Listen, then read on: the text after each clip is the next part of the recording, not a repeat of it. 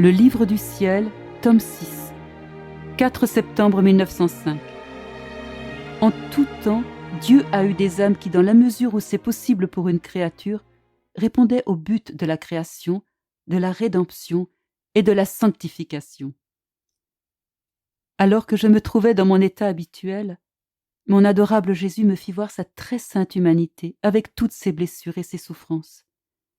De ses blessures, et même des gouttes de son sang, sortaient des branches chargées de fruits et de fleurs. Et il me semblait qu'il me communiquait ses souffrances accompagnées de toutes ces branches pleines de fruits et de fleurs. J'étais émerveillée de la bonté de notre Seigneur qui me faisait participer à tous ses biens. Jésus béni me dit : « Ma fille bien-aimée, ne sois pas étonnée de ce que tu vois, car tu n'es pas la seule.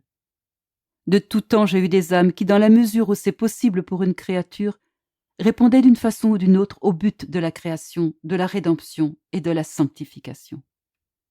Ces créatures ont pu accueillir tous les biens prévus pour ceux que je créai, rachetés et sanctifiés. Si à chaque époque je n'avais pas eu ne fût-ce qu'une personne répondant à cela, toute mon œuvre aurait été frustrée, au moins pour quelque temps. C'est dans l'ordre de ma providence, de ma justice et de mon amour que, à chaque époque, il y a eu au moins une créature avec qui j'ai pu partager tous mes biens et qui m'a donné tout ce qu'elle me devait en tant que créature. Autrement, à quoi bon avoir maintenu le monde ? En un instant, je l'aurais écrasé. C'est justement pour cela que je me choisis des âmes victimes. Comme la justice divine a trouvé en moi tout ce qu'elle aurait dû trouver en chaque créature, c'est-à-dire qu'elle trouvait en moi tous les biens qu'elle aurait aimé voir en chaque créature.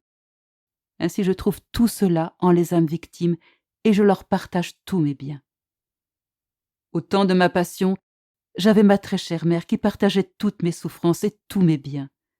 En tant que créature, elle était attentive à rassembler en elle tout ce que les créatures devaient m'offrir. Je trouvais en elle toute la satisfaction, la gratitude, l'action de grâce, la louange, la réparation et la correspondance. Ensuite vinrent Madeleine et Jean, et ainsi de suite à toutes les époques de l'Église. Pour faire en sorte que ces âmes me soient plus agréables et que je puisse me sentir attirée à tout leur donner, je les prépare. J'ennoblis leur âme, leur corps, leurs traits et jusqu'à leur voix, de sorte qu'une seule parole provenant d'elle a tellement de force, est si gracieuse, douce et pénétrante, qu'elle m'émeut et m'attendrit totalement. Je dis : « Oh, c'est la voix de ma bien-aimée. Je ne peux faire autrement que de l'écouter. Faire le contraire serait comme vouloir me refuser à moi-même ce que je veux. Si je ne voulais pas l'écouter, je devrais lui enlever l'usage de la parole. La renvoyer les mains vides, non, jamais. Entre cette âme et moi circule un tel courant d'union qu'elle ne peut pas tout comprendre en cette vie, bien qu'elle comprendra tout avec clarté en l'autre.